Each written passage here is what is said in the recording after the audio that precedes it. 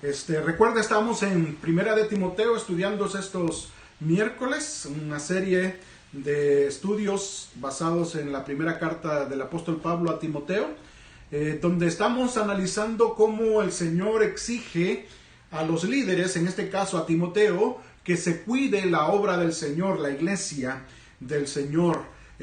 Hay que tener cuidado con la doctrina, y eso es lo que nos dijo en el capítulo 1, y en el capítulo 2 nos dice hay que tener cuidado con el servicio que ofrecemos a nuestro Dios, el servicio cúltico que ofrecemos a nuestro Dios. Y en este sentido el apóstol Pablo nos ha hablado ya acerca de un descuido que ha habido en la iglesia de Éfeso y que aprovecha para que nosotros también podamos considerar y evaluar si realmente nosotros quizás también estamos descuidando esa área en el servicio que ofrecemos a nuestro Dios, que es la oración. Por eso es que yo he titulado este estudio de este capítulo 2, la iglesia tiene el deber de orar. La iglesia tiene el deber de orar, porque realmente si usted no lo ve como una tarea, un deber, una obligación que se nos impone, no lo vamos a hacer, vamos a tratar de pasarlo por alto. Y yo decía el miércoles pasado de que los servicios de oración en la mayoría de iglesias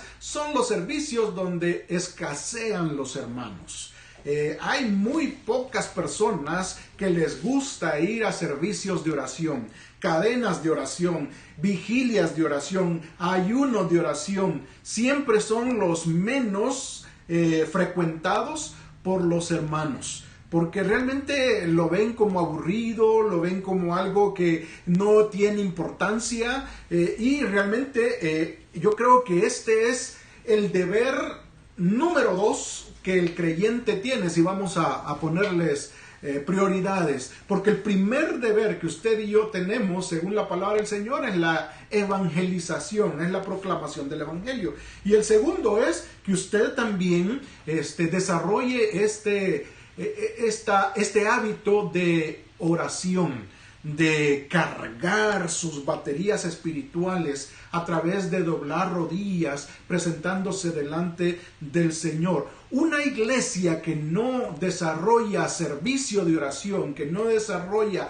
tiempo de oración, que no desarrolla hábito de oración, es una iglesia debilucha, es una iglesia mediocre, es una iglesia que realmente no tiene impacto en la sociedad y en el vecindario donde está ubicada. Yo creo que por eso es importante lo que Pablo nos está exhortando a través de este pasaje, el capítulo 2 de Primera de Timoteo. La iglesia tiene el deber de orar. Así que voy a dar lectura nuevamente a los primeros 7 versículos de este pasaje para que tengamos el contexto completo, aunque ya vimos la primera parte. Dice la palabra del Señor de la siguiente manera: exhorto ante todo a que se hagan rogativas, oraciones, peticiones y acciones de gracia por todos los hombres, por los reyes y por todos los que están en eminencia, para que vivamos quieta y reposadamente en toda piedad y honestidad. Porque esto es bueno y agradable delante de Dios nuestro Salvador, el cual quiere que todos los hombres sean salvos y vengan al conocimiento de la verdad. Porque hay un solo Dios y un solo mediador entre Dios y los hombres, Jesucristo hombre, el cual se dio a sí mismo en rescate por todos, de lo cual se dio testimonio a su debido tiempo. Para esto yo fui constituido predicador y apóstol. Digo verdad en Cristo, no miento, y maestro de los gentiles en fe y en verdad. Que Dios bendiga su palabra. La iglesia entonces tiene el deber de orar.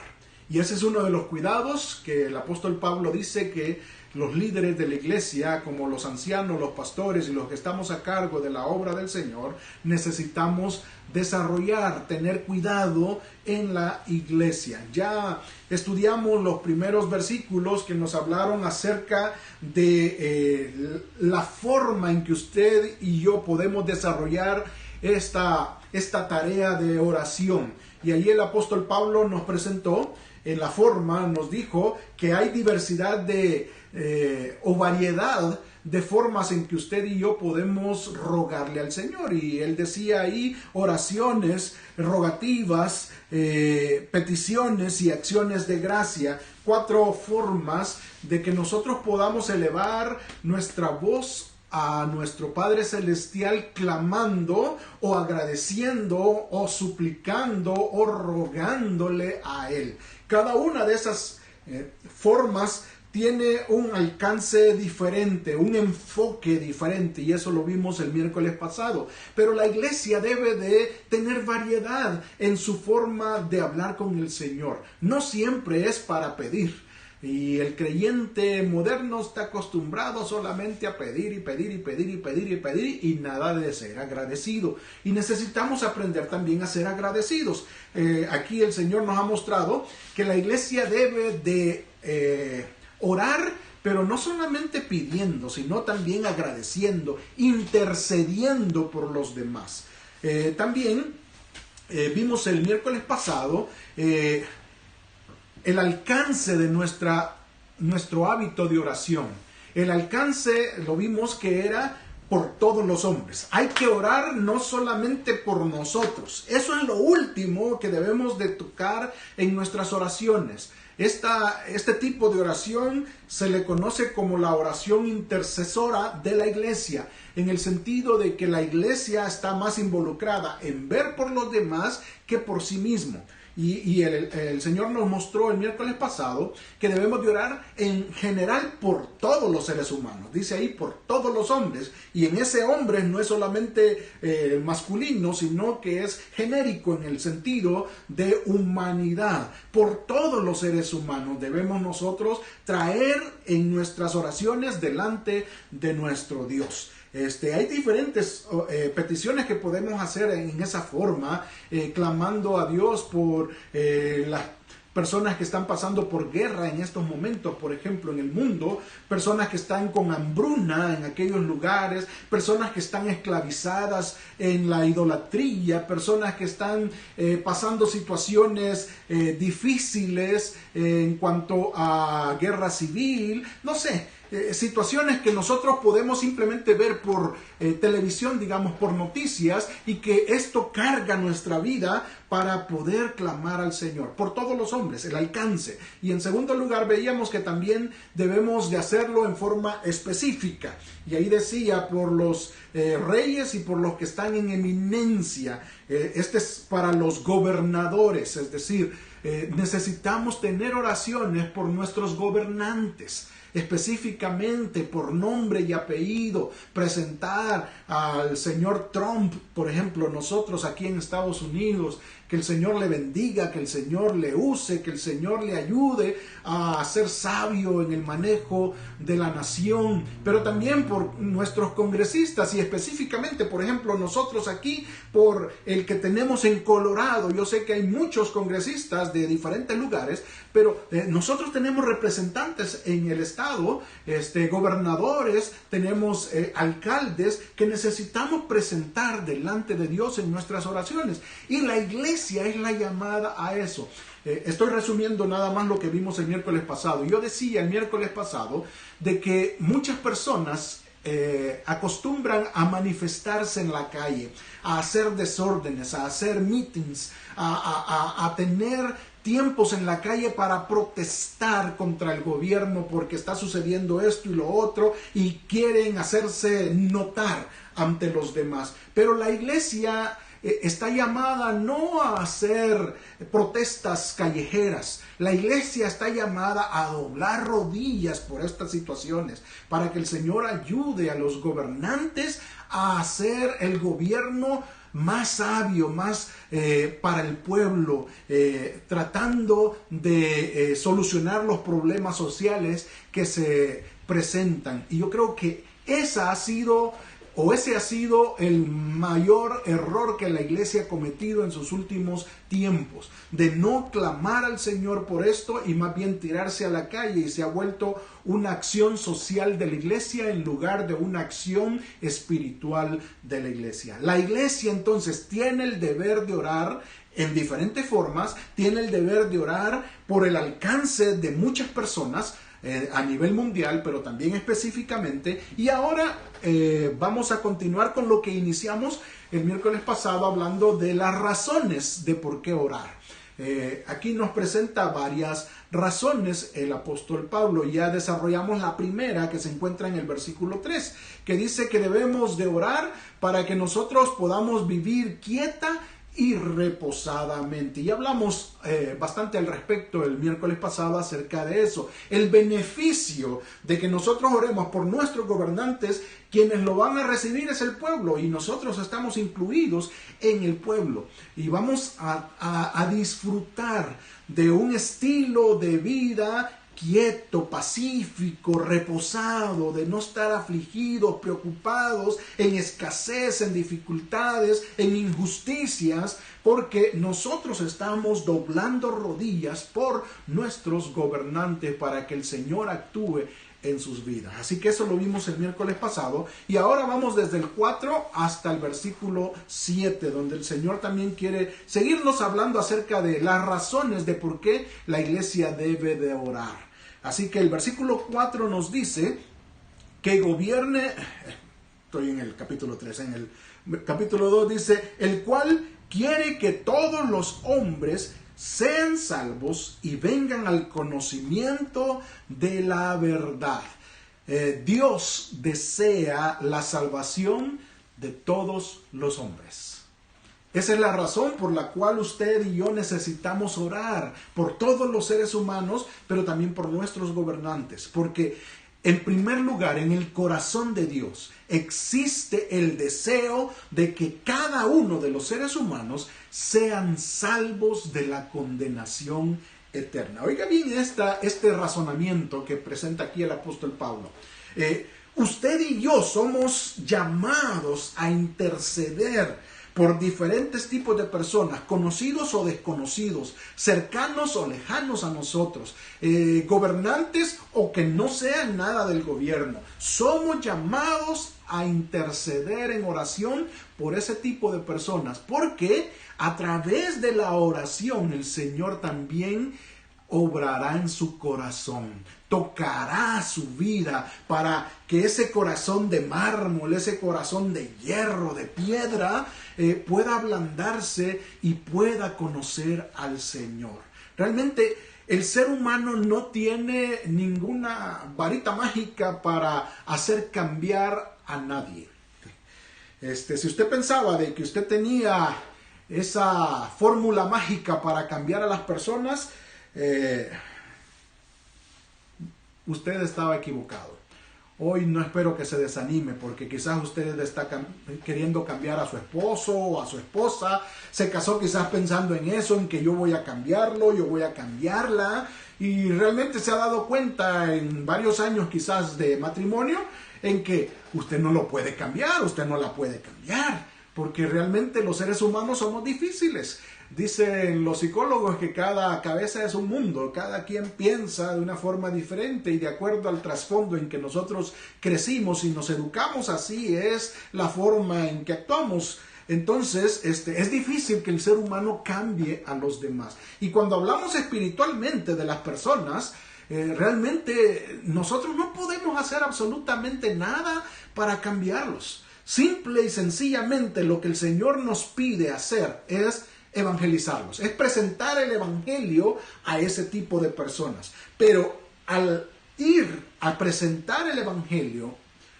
necesitamos nosotros haber tenido tiempo de oración para que el Señor haga el impacto en las personas a quienes vamos a hablar. En este sentido es lo que el apóstol Pablo está diciendo aquí. Nuestras oraciones como congregación, como hijos de Dios que somos, intercediendo por aquellos, no solamente debe de ser, Señor, ayuda al gobernador de Colorado para que pueda tomar las decisiones adecuadas ahora en la pandemia que tenemos.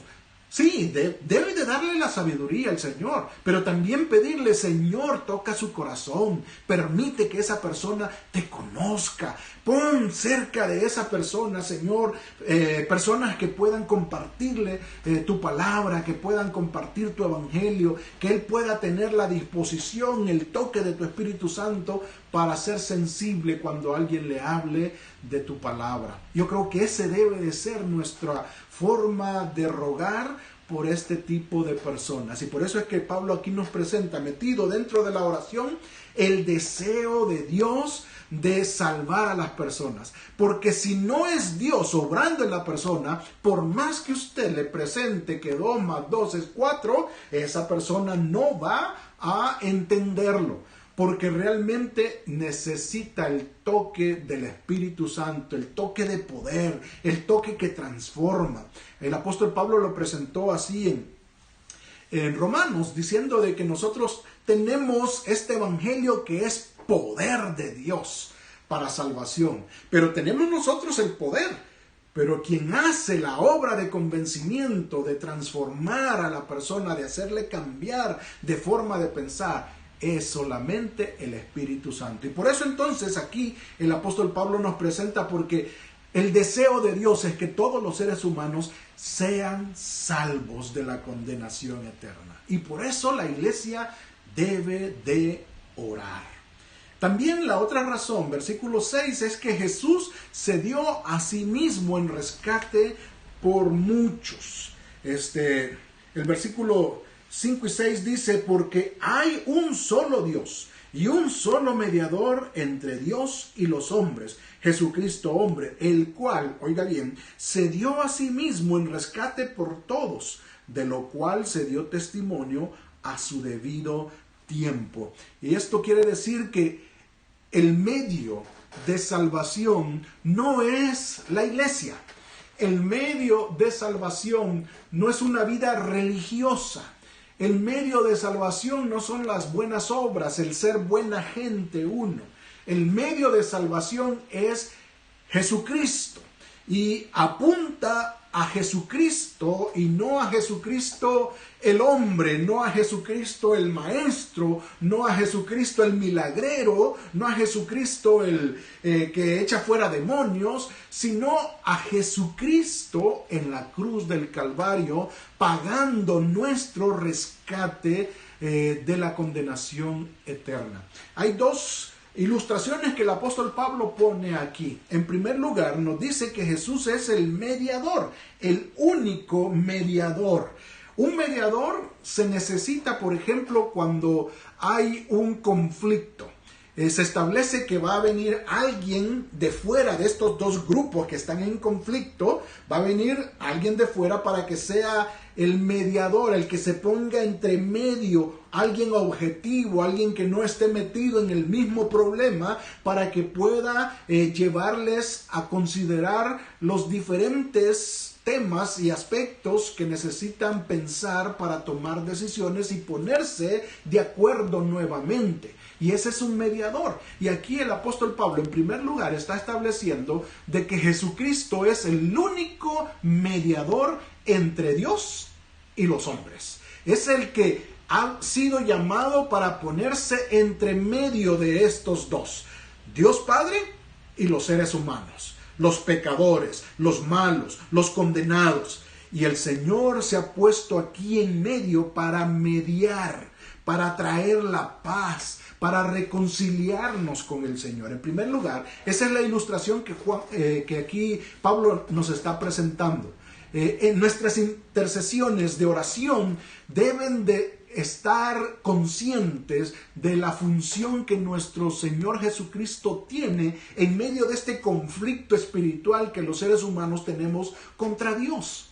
O, poniéndolo de la otra forma, del conflicto espiritual que tiene Dios contra nosotros, porque es su ira la que está en contra de nosotros, que nos condena. Así que Jesús es puesto en esa función, mediar, traer a la reconciliación, buscar la paz entre estos dos grupos. Pero también dice en el versículo 6 que Él, el Señor Jesucristo, se dio a sí mismo en rescate por nosotros. Y la ilustración que ahí establece el apóstol Pablo es la del secuestro. Es la de estar uno privado de libertad. Cuando hay un secuestro, cuando alguien ha sido capturado por cualquier persona y está pidiendo dinero a cambio para dejarle salir, se establece la cantidad de dinero que se necesita para dar en favor del rescate de esa persona. Y aquí Satanás tiene, porque todavía lo tiene capturado a la humanidad. La ha atrapado y la ha esclavizado a tal grado que nadie puede salir de sus tentáculos. Nadie puede escapar. Y él quiere llevarse a todo el mundo a la condenación con él, al infierno ardiente que ha sido preparado para Satanás y sus demonios. Y él ha atrapado a la humanidad para llevársela consigo. Pero entonces aparece Jesús como el que no solamente paga el rescate, sino que él mismo se dio para rescatar a los seres humanos de las garras de Satanás. Si usted visualiza esto, observará que Jesús en este caso, en esta ilustración presentada, realmente es el héroe de nuestras vidas. Es el que realmente hace todo por nosotros. Primero, nos ama tanto que viene a este mundo y se hace uno igual a nosotros, parecido a nosotros. Llega al punto de morir porque se da cuenta que es la única forma en que los seres humanos podemos ser salvos de la condenación eterna. Y en ese sentido, él toma la decisión de entregarse completamente hasta llegar al punto de sufrir por nosotros, de morir por nosotros, porque es la única forma en que usted y yo podemos ser rescatados de las garras de Satanás. Y es así entonces que el Señor viene a establecer el camino, la forma única en que usted y yo podemos ser salvos. Cuando usted interceda por los demás, cuando usted ore por las demás personas, no solamente pida por su salud física, no solamente pida por su economía, que el Señor prospere, no solamente pida por su trabajo, no solamente pida por sus problemas de relaciones, pida por su vida espiritual, porque el Señor sea realmente el mediador de esa persona, que el Señor sea el rescatista de esa persona, que el Señor venga a ser su salvador. Yo creo que muchas de nuestras oraciones están faltas de conceptos salvíficos, bíblicos, y estamos pidiendo simplemente por pedir. Estamos pidiendo simplemente pensando en lo material y en lo físico, cuando realmente la iglesia es llamada a interceder no solamente por ese tipo de cosas, y más fundamentalmente y principalmente debemos de estar pidiendo por la salvación de las personas, que el Señor obre en sus vidas. La última razón que el apóstol Pablo establece aquí, con la cual yo voy terminando, es la razón de que la iglesia tiene el deber de orar, es que el Señor nos ha constituido juntamente con Pablo a ser predicadores a los gentiles, a las personas, a las naciones. Pablo aquí establece en el versículo 7 que él fue constituido predicador y apóstol y maestro de los gentiles en fe y verdad.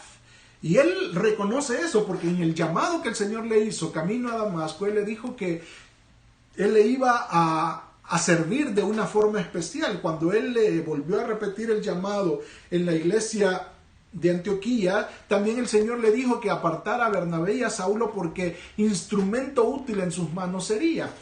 Porque sería un apóstol a los gentiles, un enviado para predicar el evangelio a los gentiles. Pero no solamente él está reconociendo su llamado, pero usted y yo, a través de este llamado que el apóstol reconoce en su vida, también debe de reconocer que el Señor nos ha dejado a nosotros como los llamados para ser los predicadores del Evangelio. Y hay muchos versículos en el Nuevo Testamento que nos hablan de su responsabilidad y la mía de predicar el Evangelio, de ser los apóstoles enviados, y no estoy hablando de los apóstoles como Pedro, Juan y todos ellos, sino los apóstoles en el sentido de ser misioneros, con una misión de llevar el Evangelio a todas las personas. El pasaje más famoso, Mateo 28, 19 y 20, el Señor dice que debemos ir a las naciones para poder predicarles el Evangelio y darles testimonio de esto. Hechos 1:8, el Señor les dijo: pero recibiréis poder cuando haya venido sobre vosotros el Espíritu Santo, y me seréis testigos en Jerusalén, en toda Judea, en Samaria y hasta lo último de la tierra. Y esto es un llamado a la iglesia. El Señor dijo también en el Evangelio de Juan, de que así como el Señor le mandó a él llevar el mensaje, Él también nos lo da a nosotros. Y es una misión transmitida de padre a hijo y de hijo a nosotros, los salvos por su sacrificio en la cruz. Así que usted no escapa de esta responsabilidad. Cada vez que usted ore por los demás, cada vez que su congregación clame por necesidades físicas, por necesidades económicas, por necesidades de relaciones, por necesidades laborales, por necesidades de cualquier índole en la vida de las personas, no olvide clamar a Dios, porque el Señor toque esa vida de forma espiritual, de la forma en que solamente el Señor puede hacerlo, porque Él quiere salvar a toda persona. Él por eso ha tomado esa posición de ser mediador, pero de ponerse como el rescate para toda la humanidad. Y usted ha sido llamado por el Señor, como el apóstol Pablo lo fue, para predicar el Evangelio. La oración es crucial, hermanos. La oración es la que abre puertas. La oración es la que derriba obstáculos, montañas de obstáculos. La oración es la que ablanda corazones. La oración es la que abre el entendimiento y hace que la persona se entere de qué es la intención de Dios en su vida. Una iglesia que no desarrolla ministerio de oración, de intercesión, de salvación por los demás, es una iglesia que no crece. Es una iglesia débil espiritualmente. Es una iglesia que no tiene impacto en su comunidad. Y yo creo, mis hermanos, hablando de mi iglesia, de mi congregación aquí, necesitamos orar más nosotros por nuestra gente aquí en Colorado. Necesitamos orar más por nuestra gente que no conoce al Señor aquí en Denver. Realmente estamos viviendo en una comunidad donde hay muchos hispanos y el Señor quiere salvar a esos hispanos. Quizás sean muy religiosos, quizás sean muy duros de corazón, quizás no quieran entender y no quieran saber absolutamente nada del Evangelio, pero es para eso la oración. Es la oración la que va a cambiar el ambiente. Es la oración la que va a tocar esas mentes y corazones de esas personas. Es la oración la que nos va a permitir entrar en gracia, en relación con esas personas. Es la oración que va a poner en nosotros palabra de Dios para compartir a las personas. Es la oración la que nos va a dar la valentía para enfrentar y hacer nuestra esta responsabilidad de predicar el Evangelio. Si usted no ora, mi hermano, usted está débil espiritualmente. Usted no tiene puertas abiertas para compartir el Evangelio porque no está llevando a cabo este gran ministerio que debe ir al frente. Es la infantería que va al frente para derrocar al enemigo, para quitar los obstáculos y que usted pueda entrar con todo lo que el Señor nos ha dado, su Evangelio. Y usted verá la gran diferencia. Vida de oración por parte de la iglesia es la que el Señor quiere que desarrollemos. Pero no solamente oración por lo físico, material o económico. Él quiere oración por salvación de las personas. No se quede, por favor, dormido en este estilo de vida que quizás ha desarrollado hasta este momento. Seguir viviendo en cultos y cultos y cultos, pero que al final de cuentas no hace su trabajo de alcanzar a otros para Cristo. Encomiéndese al Señor en oración, hable con el Señor y presente a esas personas a las cuales usted quiere hablarles del Evangelio y verá la gran diferencia. Comience a hacerlo, minando el terreno, ablandando esos corazones con intercesión, clamando al Señor por esas personas. Y verá que el Señor realmente bendice. Así que, en primer lugar, el Señor nos advierte y nos insta a desarrollar un ministerio de oración. Si no lo tenemos, hagámoslo, porque es importantísimo. Es la que abre puertas y es la que da el poder de salvación a la iglesia para que podamos alcanzar a otros para Cristo.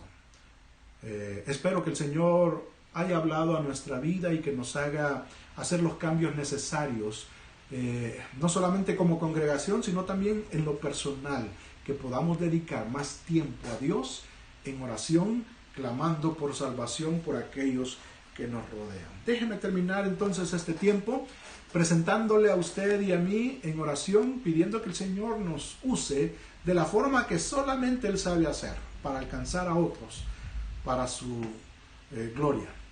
Oremos. Señor, gracias te doy por tu palabra que ha sido presentada. Y gracias, Señor, porque a través de Pablo, hablándole a Timoteo, podemos encontrar estas palabras que nos animan, Señor, a volver nuestra mirada a este gran recurso que tú nos has dejado. Muchos de tus hijos y muchas de tus congregaciones locales en este mundo hemos pasado por alto, Señor, este gran recurso poderoso que tú nos has dejado, como es la oración. Quizás oramos simplemente por situaciones que estamos viviendo, Señor, y que no queremos pasar. Quizás estamos utilizando este recurso simplemente para obtener dinero, para obtener trabajo, para pasarla bien, para resolver nuestros problemas. Y Señor, sí, eso ayuda, nos sirve, pero no es realmente el propósito fundamental por el cual tú nos has dejado este recurso de la oración. Y queremos, Señor, volvernos a tu palabra. Y queremos, Señor, practicarla de acuerdo a como tú has establecido a través de este estudio. Que necesitamos interceder por todas las personas, aún aquellos que no conocemos. Simplemente quizás por televisión, simplemente por una noticia que escuchamos de algún lugar o de algún grupo de personas. Pero clamar, Señor, porque sean salvos, porque tu Santo Espíritu toque su vida y que les haga entender que están equivocados, que están yendo a la condenación eterna sin recibirte, y que puedan tener personas a su alrededor que les presenten el Evangelio y que estén preparadas por tu Espíritu Santo para recibir a tu Hijo Jesucristo. Ruego, Señor, por aquellos que nos están viendo y que no les conozco, y ruego, Señor, para que tú, a través de este estudio, toques su corazón, toque su mente, que puedan, Señor, hoy hacer decisión por tu Hijo Jesucristo, que puedan, Señor, tomar este regalo precioso que tú nos ofreces a cada uno, Señor, y que en este día ellos puedan hacer decisión de dejar entrar en su corazón a tu Hijo Jesucristo, reconociéndolo como su único y suficiente Salvador, Señor. Presento a cada una de estas personas que no conozco, que no sé sus nombres, pero que tú, Señor, estás permitiendo que vean este estudio. Obra, Señor, en sus vidas. Obra también en tus hijos que ya te hemos recibido, para tener, Señor, nosotros también esta responsabilidad presente y latente en nuestro estilo de vida, de clamarte a ti por salvación por aquellos que nos rodean. Lo suplico en el nombre de tu Hijo Jesucristo. Amén.